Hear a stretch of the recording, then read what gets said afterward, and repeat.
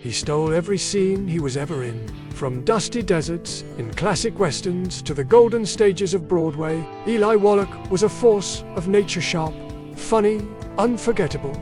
Yet the final chapter of his life unfolded far from the spotlight. His once vibrant home now stands abandoned, filled with echoes of a lifetime spent chasing truth on stage and screen. Behind the legend was a man deeply devoted to his craft, his wife, his children, and to a way of life that's now quietly fading. Today, we take you into the world Eli Wallach left behind, his family, his final days, and the legacy that endures in whispers through the empty halls of a forgotten home. Eli Wallach passed away on June 24, 2014, at the incredible age of 98. He died of natural causes, closing the curtain on a remarkable career that spanned more than 6 decades. Wallach's name may forever be linked with Tuco, the wild bandit in the good, the bad, and the ugly, but his reach extended far beyond a single role. He brought depth, intensity, and a touch of madness to everything he touched, whether in The Magnificent Seven, The Misfits, or countless other classics. Though often cast as a villain, Wallach brought unexpected warmth and complexity to every character. His charisma was magnetic, and his gravelly voice unforgettable. Fans and colleagues alike mourned his passing. He wasn't just an actor. He was an embodiment of a generation of performers who believed in the soul of storytelling, and he lived and died with that same authenticity. Behind the scenes, Wallach shared a lifelong partnership with fellow actor Ann Jackson. They married on March 5, 1948, beginning a union that would last over 65 years. In a world where fame often pulls couples apart, theirs was a rare and powerful exception. On and off stage, Eli and Ann were perfectly in tune, sharing not just a marriage, but a mission to live and breathe the art of acting. Ann Jackson passed away in 2016, 2 years after Eli. At the age of 90, their love had endured decades of auditions, roles, critics, and applause. Together, they were not just a couple, they were a cornerstone of American theater. Through good times and struggle, they held each other up, and their connection left a mark on every scene they played together. Their home life was just as full of character. Eli and Ann raised 3 children, Peter, Roberta, and Catherine. Catherine Wallach followed in her parents' footsteps and became an actress, appearing in films like The King of Comedy and Good. The Wallach household was known for being filled with conversation, books, and warmth. The family's creative flame didn't stop there. Eli's niece, Joan Wallach Scott, became a distinguished historian. His great-nephew, none other than A.O. Scott, the longtime film critic for the New York Times. Even his grandson, Tracy Wallach, found his artistic path as a bassist for an Arizona-based heavy metal band. The Wallach legacy clearly runs deep, wide, and vibrantly creative.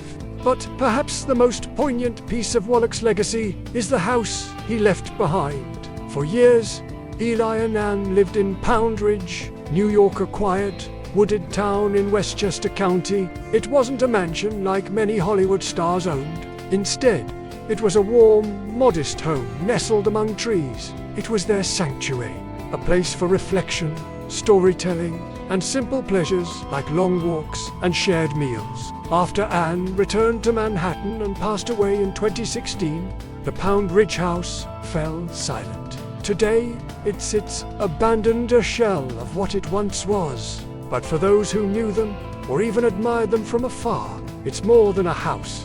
It's a symbol, a memory frozen in time.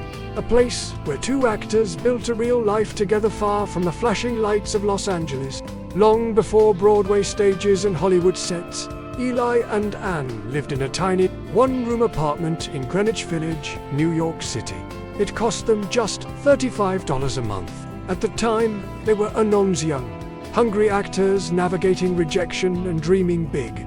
That apartment became the cradle of their relationship. They rehearsed lines late into the night, argued about character motivations, and supported each other through every small victory and crushing defeat. The village around them pulsed with creative energy, poets, painters, dancers, all chasing the same spark. Those lean years forged an unshakable bond that fame would never break. Wallach's rise was steady. A Tony Award in the 1950s, a breakout film role in Baby Doll, a permanent place in cinema history, and just when most actors would fade from memory, Wallach returned in The Holiday, playing the wise, lovable screenwriter Arthur Abbott. Though he didn't own the Brentwood estate featured in the film, Wallach made it feel like home.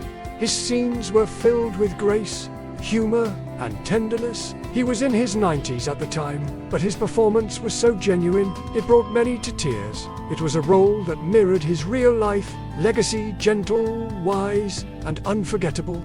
Eli Wallach was born in Brooklyn in 1915, the son of Polish Jewish immigrants. His parents, Abraham and Bertha, ran a small candy store in Red Hook, a tough, working-class neighborhood. It was there, among the noise of street vendors and the aroma of sweets, that Eli first learned the rhythms of everyday people.